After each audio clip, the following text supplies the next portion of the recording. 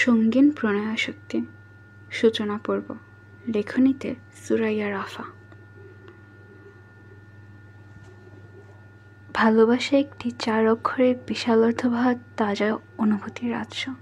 এই অনুভূতিকে কখনো কখনো বিশ্লেষণ করে হাজারটা রূপ দান করা যায়।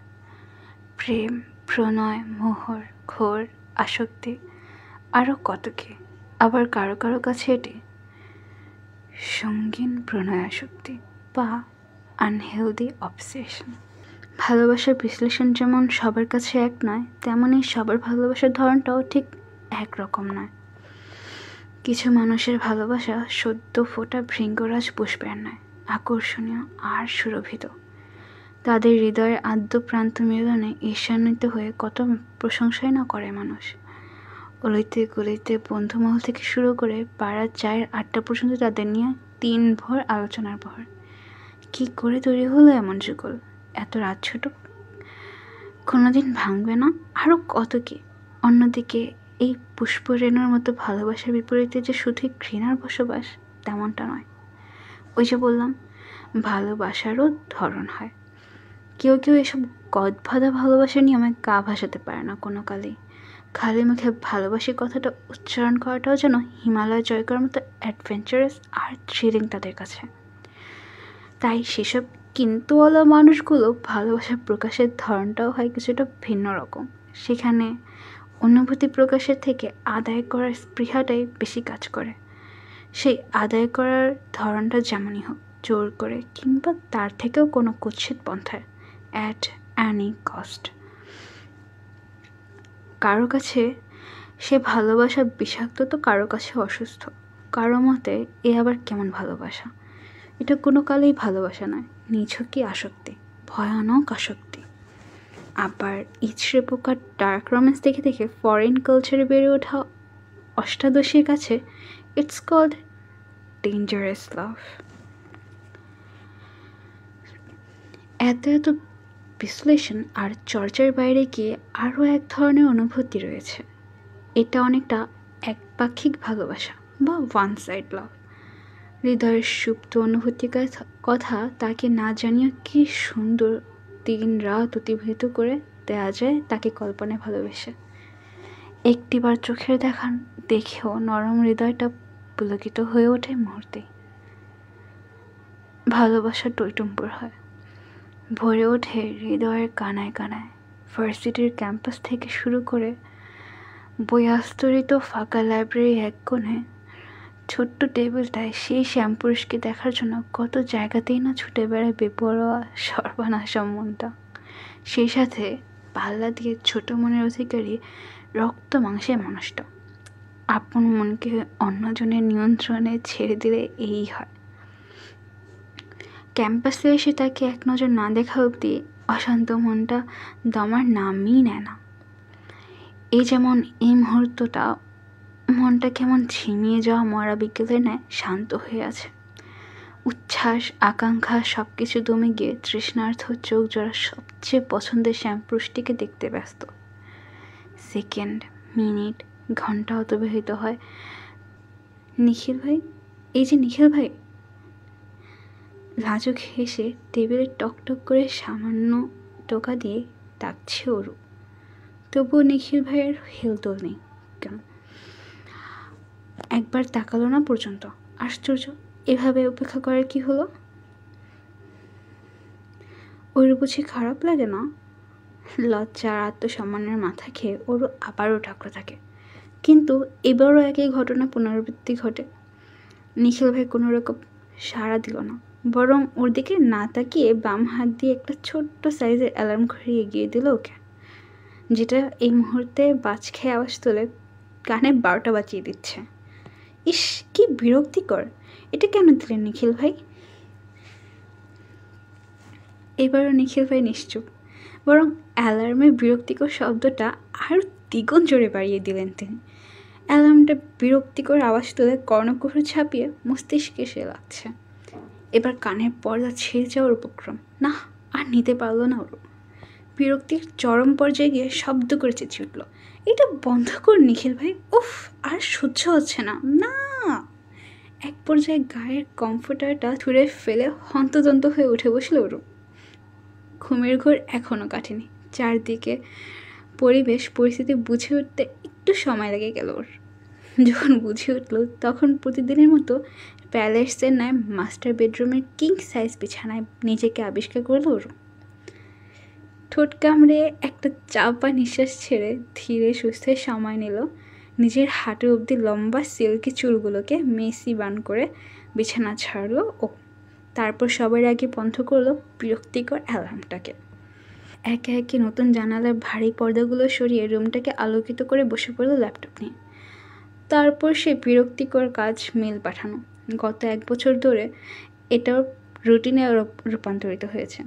আপা যে কেন বুঝতে চায় না কে জানে। আবারও ভেতরে আহত বাতাসকে নিঃশ্বাসের মাধ্যমে নিংড়ে বের করলো ওর। মেল পাঠানো শেষ হলে শক্ত কাঠের চেয়ারটায় গালি দিয়ে উদাসীন চোখে বাইরে চাইল ওর। ওর পরনে কোনো দাম পাজামা সেট না, বরং সিম্পল প্লাজো আর একটা ওভারসাইজ টি শার্ট। সাধারণ বাঙালি মেয়েরা যা পরে ঘুমায় আর কি। এই রুমের বিশাল জানালার কারুকাজ করা লৌহ গেট গলিয়ে যতদূর চোখ যায় শুধু বাগান বিলাসের ছড়াছড়ি। এখন পর্যন্ত বসন্ত চলছে, তাই একটু বেশি সুন্দর লাগছে বাড়ির ফ্রন্ট ইয়ার্ডটাকে। পুরান ঢাকায় যতগুলো প্রাচীন আর নামকরা বাড়ি আছে তার মধ্যে এই বাড়িটা অন্যতম। লোকমুখে শোনা যায় এ বাড়ির পূর্বপুরুষরা নায়েব গোমস্তা ছিলেন। পরবর্তী প্রজন্মে জমিদারি প্রথা বিলুপ্ত হয়ে গেলেও এদের বংশ পরম্পরার নেতৃত্ব আর অভিজাত্য ভাবটা রয়েই যায়। তাই তো যুগের পর যুগ, প্রজন্মের পর প্রজন্ম সবাই রাজনৈতিক কর্ণধার হয়ে নাম লিখিয়ে এসেছেন। এই বাড়িটা ঠিক কোন প্রজন্মের জানা নেই ওরুর, তবে বাড়িটা বেশ পুরনো। প্রায় 10 বিঘা জমি নিয়ে তৈরি এই বাড়িটাকে ছোটোখাটো ড্রিম হলিডে বললে মন্দ কিছু হবে না। মহলের সদর দরজা থেকে গেট অবধি যেতে মিনিট 10 টাইম লেগে যায়, ধীরে সুস্থে হাঁটলে তার চেয়েও বেশি। এরপর চোখে আর অযত্নে বেড়ে ওঠা বাগান বিলাসে ঘেরা দানবাকৃতির বিশাল গেট, তাতে মার্বেল পাথর দিয়ে গুটি গুটি অক্ষরে লেখা কৃতিক কুঞ্জ। বছর 30 আগেও বাড়ির নাম কিংবা গেটের চেহারায় ভিন্নতা ছিল, কিন্তু 30 বছর আগে এ বাড়ির ছোট কর্তার জন্মের পরপরই তাদের দাদা সাহেব একমাত্র আদরের নাতির নামে বাড়ির নাম পরিবর্তন করেন। ইট পাথর আর লোহায় ঘেরা গেটটাকে সর্বসেবা বিদায় জানিয়ে মার্বেল পাথরের গেট নির্মাণ করেন, সেই বাড়ির নামকরণ করে রাখেন কৃত্তিককুঞ্জ। সময় পাল্টেছে, সময়ের তালে তালে বদলে গেছে কর্তৃত্ব আর অভিজাত্যে মরানো মানুষগুলো। একে একে খালি হয়েছে কৃত্তিককুঞ্জ। তাদের দাম্ভিকতা কিংবা রাজনৈতিক অবদান এখন কেবলই লোকমুখে বলি মাত্র। এত কিছু বাদ দিলেও রিয়েল এস্টেট বিজনেস নিয়ে এই পরিবার এগিয়েছে অনেক দূরে। দেশ ছাপিয়ে বিদেশে সগৌরবে দাপিয়ে বেড়ায় এদের পারিবারিক বিজনেস। সবাই এক নামে চেনে। দেশীয় পণ্যের 30% যোগান এদের পারিবারিক ব্যবসা থেকে আসে। শুধু উচ্চপদস্থ না, স্বয়ং সরকারও আজকাল মুখে লাগাম দিয়ে কথা বলে এদের কাছে। আনফর্চুনেটলি এই পরিবারে শুধু টাকাই আছে, পরিবার বলে কিছু নেই, আফসোসের সুরে বলে ওঠে ওরু। তখনই নিচতলা থেকে অনুর রাশভারী কণ্ঠ শোনা গেল। ওরু, এই ওরুর বাচ্চা, খেতে নাম। আমি কি এখন পালকি নিয়ে আসবো? হসপিটালে যেতে দেরি হলে তোর খবর আছে। শুনেই বোঝা যাচ্ছে বেজে চটে আছে সে। ওরু দ্রুত চেয়ার ছেড়ে দেওয়াল ঘড়িতে চোখ রাখলো। 9:35। এই রে, হাবিজাবি ভাবতে ভাবতে সময় করে ফেলেছি। তারপর আজ আবার ভার্সিটিতে যাওয়ার প্ল্যান আছে। নিচে গেলে আবার নির্ঘাত কথা শুনিয়ে পেট ভরিয়ে ফেলবে। এখন কি করি? বিশাল হলরুমের এক কোণে রান্নাঘর, তার পাশে ছোট্ট একটা ডাইনিং। 4 জনের মতো বসার জায়গা হবে। সেখানে খাবার সাজাচ্ছে ওর বড় আপা অনু। এই বাড়ির কোনো কিছুই না পারতে ব্যবহার করে না ওরা। যতটুকু না করলেই না, ঠিক ততটুকুই করে অধিকার খাটায়। অনু খাবার সার্ভ করতে করতে রেডি হয়ে নিচে নামে ওরও। পরনে সেটে আছে টপস আর স্কার্ট, হাতে পুঁথি দিয়ে তৈরি করা পাঞ্জারা ব্যাগ। ওরুকে দেখে মেজাজ খারাপ হয়ে গেল অনুর। ওর পরিপাটি রূপ দেখে তেতিয়ে উঠল মস্তিষ্কটা। রাগের বহিঃপ্রকাশ ঘটল ওর চেয়ারে বসার সঙ্গে সঙ্গে। এতক্ষণে আসার সময় হলো তোর? রুমের দরজা আটকে কি করিস এত? তোর জন্য আমার হসপিটালে যেতে কতটা দেরি হয়ে গেল দেখলি? ওর রুটি আর ডিমের রোলে কামড়ে বসাতে বসাতে বলল, রেডি হচ্ছিলাম আপা। প্রতিদিনই তো রেডি হতে লেট হয়।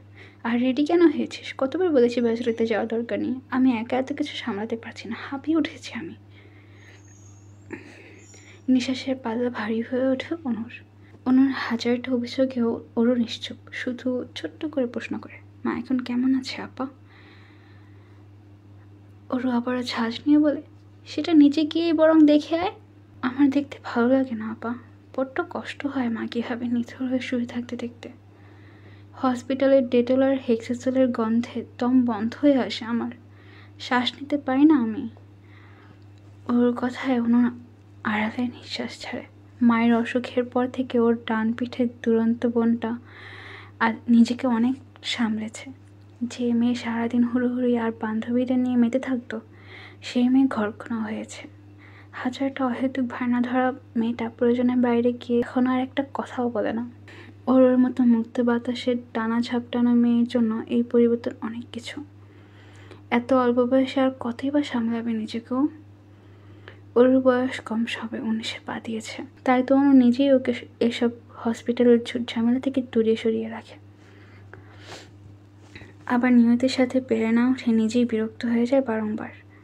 সেই বিরক্তি নিজের মধ্যে আটকে রাখা কষ্টকর হয়ে ওঠে। ওর জন্য ঘুমড়ে মরা অশান্ত হৃদয়টাকে একটু হালকা করার দায়ে মাঝে মধ্যে বহিঃপ্রকাশ ঘটে চড়াও মেজাজে, যার ভুক্তভোগী হয় ওর ছোট্ট বোনটা।